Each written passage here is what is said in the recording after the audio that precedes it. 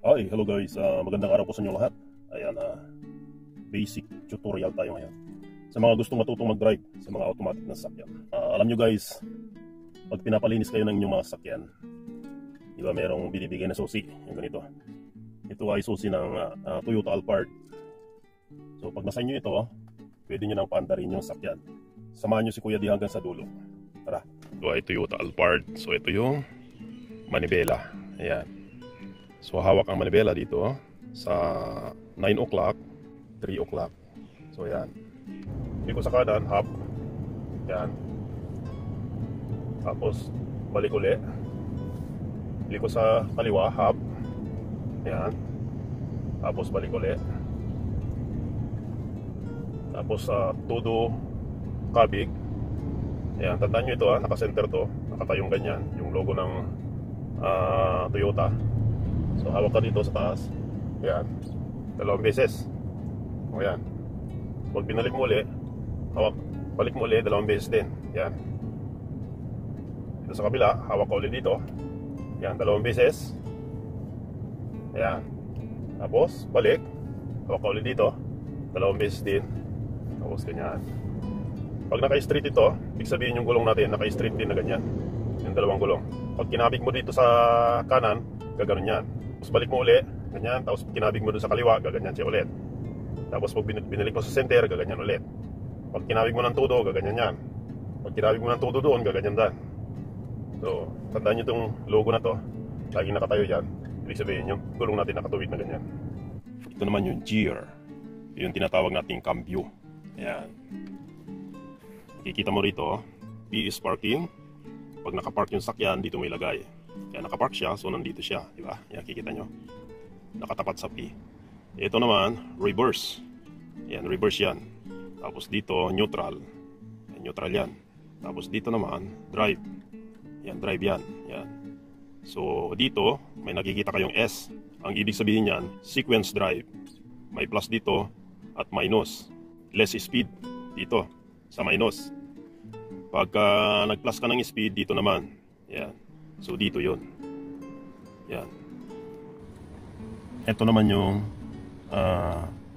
brake pedal. Ayan. Tapos ito yung gas o kaya accelerator. Yan. Dalawa lang yan. Dahil automatic ito, dalawa lang yan. Pag beginner ka, subukan mong apakan to. Ayan. Diin mo, tapos angat, diin, angat. Yan yung brake. Tapos dito naman yung gas. Ayan. Ang pagdiin sa gas, dahan-dahan lang. Huwag pabigla-bigla. Pag binigla mo yan, yung sakyan mo, bibilis ang takbo niyan. So, dahan-dahan lang. Pag apak niyan, dahan-dahan. Ayan. Sa automatic na sakyan, isa lang ang gagamitin nating paa. So, ito lang. Ito, right foot. Ayan.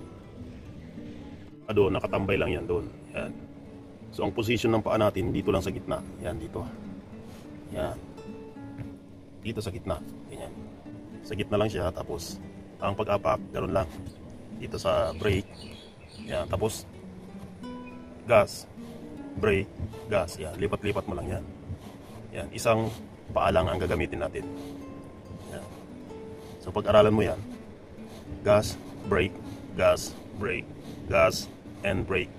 So, madali lang yan. Ngayon, sa side mirror naman tayo. Ayan. Kita nyo yun? Sa left side, yun ang mirror natin. Dapat ganyan lang. Nakikita yung handle ng pintuan sa likod. Yan. Kita ba? Ganun din dito sa kanan. Sa right side, kita rin yung handle sa kanto ng mirror. Dito, kita yun, di ba? Ganyan ang dapat na posisyon. Rear, so dapat kita mo dun sa likod. Ayan. Pwede mo ilipat-lipat yan kung saan ka komportable. Ayan. Side mirror naman, ito naman yung adjustan niya. So meron dito left and right.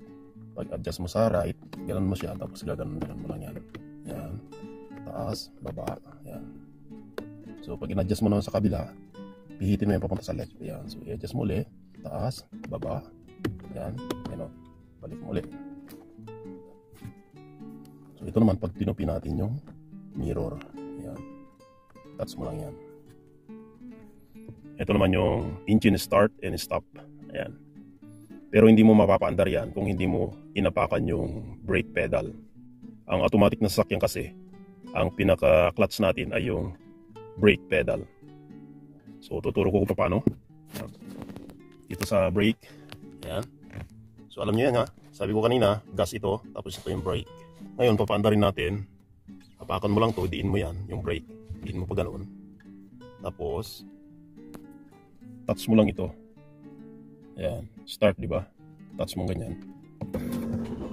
Yun, andar na. So ayan, nakaandar na yung ating sakyan. Ayan, si Albert. Ito naman yung center console niya.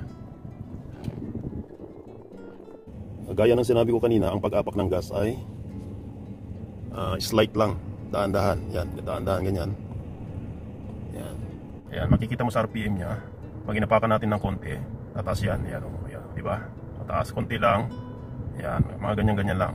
Yan. Lalo na sa mga baguhan. Ayan, habang nakahinto yung sakyan natin, nakapark siya. Pag-aralan natin maglipat ng gear. So ito, nasa park tayo. Ayan, di ba? Nasa P siya. Nakapark tayo, nakahinto yung sakyan. So alam nyo na yan, di ba? Reverse, neutral, drive, and sequence drive. So pag-aralan natin maglipat yan. Ganito ang paghawak yan, ganyan. Yan. Ganyan ang hawak. Ganyan ang hawak. Hindi natin maililipat ito kung hindi natin aapakan yung brake. Ayan, balik tayo kay brake. Ayan. So alam nyo na yan ha. Ano uli yan? Brake, tsaka gas. O kaya accelerator. Brake, gas. O kaya accelerator. Brake, gas. Brake, gas. O yan. So apak tayo kay brake. Ayan. Apakan natin si brake. Idiin natin. Ayan. Idiin natin ng ganyan. Tududiin ha. Huwag natin bibitawan. Kasi magpapractice tayo maglipat ng gear. O kaya cambio. So huwag mong bibitawan. Nakaganyan lang siya ha. Nakadiin lang siya. Para hindi aabante, hindi aatras yung sasakyan.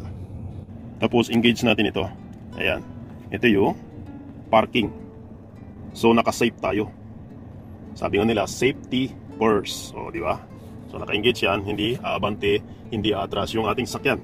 So ngayon, habang nakaapak tayo sa brake, huwag bibitawan yung ano ha, yung paa sa brake ha. Kahit naka-safety brake tayo, nakaapak pa rin tayo sa brake para sigurado. Kasi pag di natin inapakan yung brake, hindi rin natin maililipat itong gear.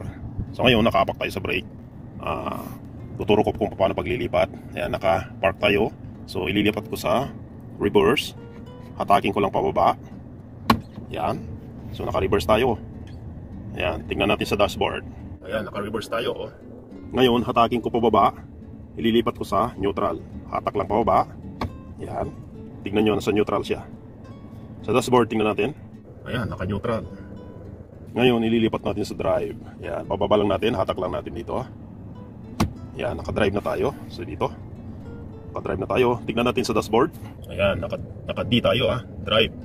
Hindi Kuya D yan Lagyan mo lang ng double E, Kuya D na yan. Ayan, naka-drive tayo.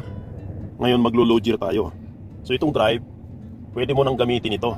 Basta naka-drive ka, pwede mo nang gamitin yan. Kahit di mo na gamitin itong sequence drive, lalo na pagbago ka pa. Tsaka mo na pag-aralan ito pagka marunong ka nang mag-drive. Pero sa drive, sa mga baguhang driver, okay na yan. Okay na yan. Pwede ka na magpatakbo ng sakyan. So ngayon, lilipat natin sa low gear. So hawiin lang natin dito. Ayan. Ayan. So tingnan natin sa dashboard. So ayan siya, naka S1 siya. Naka low gear na tayo. Adjust natin, magdadagdag tayo sa taas. Push mo lang ito pataas. Ayan. Kita mo rito, naka S2 na tayo. Ayan. Ngayon, hilain ko pataas. Ayan. 3 yan. Ayan, 3. Hila uli pataas. Ayan. Sa dashboard, S4. Hila uli pataas. So ayan, naka S5 na yan. So pag binalik natin ulit, bababa lang ganyan. Ayan. Tapos baba natin ulit. 3, 2, 1. Pag binalik natin sa drive, pin lang natin dito. Papunta rito. Ayan. Ayan. So ganyan siya. Ayan, naka-D na siya. Ayan, naka-drive na. Lipat ko sa neutral. Taas ko lang. Yun. Yan, naka-neutral siya. Pag nilipat ko sa reverse, taas ko lang siya. Yan. Dashboard natin ay naka-reverse din siya. Ngayon nililipat ko sa park. Yan. It is a P. Dashboard natin ay naka-P na rin siya. Naka-park na siya. Pwede mo nang bitawan yung brake. Hindi na yan aabante, hindi na yan aatras. Naka-park na siya. Ayan, so bitawan na natin. Ayan. Ayan, so hindi na aatras, hindi na aabante yung sakyan. Kasi naka-park tayo. Tsaka naka-safety brake tayo. Ayan. Ngayon, halimbawa tumatakbo ka na, no? Nakalagay natin sa drive. Ayan.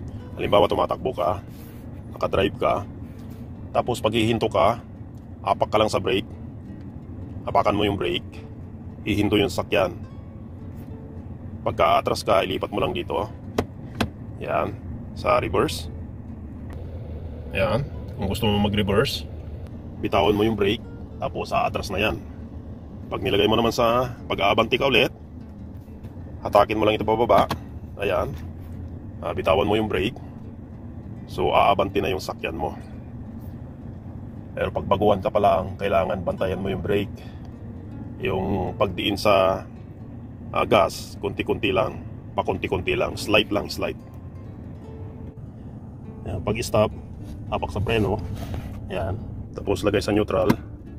Ayan, pagka aabanti ka, lagay mo sa drive. Baba mo yan sa drive. Ayan, baba natin yan, drive. Tapos apak sa gas. Ayan, dito, apat yan, dahan-dahan. Pagka hihinto ka, apak sa brake. Ayan, diin mo ganyan. Tapos lagay mo sa neutral. Ayan. Pag reverse ka, ayan, habang nakaapak sa brake, so ilipat mo to sa reverse. Ayan, reverse. Then bitaw sa brake, apak sa gas, kunti lang. Ayan, dahan-dahan lang. Ayan, pag hihinto, apak sa brake ulit. Ayan, pag hihinto ka na, lagay mo sa park. Ayan. So ayan, nakapark na tayo. Pag nag-aaral kayo mag-drive, kailangan huwag nyo kakalimutan itong seatbelt. Huwag nyo kakalimutan itong seatbelt, ha. Ito yung importante sa atin. Yan. Ito yung tigapagligtas natin. Lagay mo rito. Yan, yung naka-seatbelt ka na. So yung kamay natin dito, 3 o'clock to 9 o'clock. Ganyan ang posisyon. Yung bent ng kamay natin nakaganyan. Kailangan nakabent na ganyan. Hindi yung nakaganon. Hindi yung nakaganon. Posisyon natin, nakaganyan lang talaga. Yan. Tapos yung paa natin nakabent din siya. Yan, hindi nakaunat na ganon. Ayan, pagka pinaglilinis kayo ng inyong mga amo ng sakyan, ayan, paandarin nyo siya. Wala siya, pwede nyo paandarin. Pag yung paandarin pag nandyan na. Hello? Oh. Okay, sige. Madali lang mag-aral mag-drive, guys. Basta tandaan nyo lang yung mga tinuturo sa inyo. So yun lang guys, maraming salamat sa inyong panonood. Kung nagustuhan nyo aking video, please don't forget to like and subscribe to my YouTube channel. Maraming salamat po sa inyo lahat. Bye bye.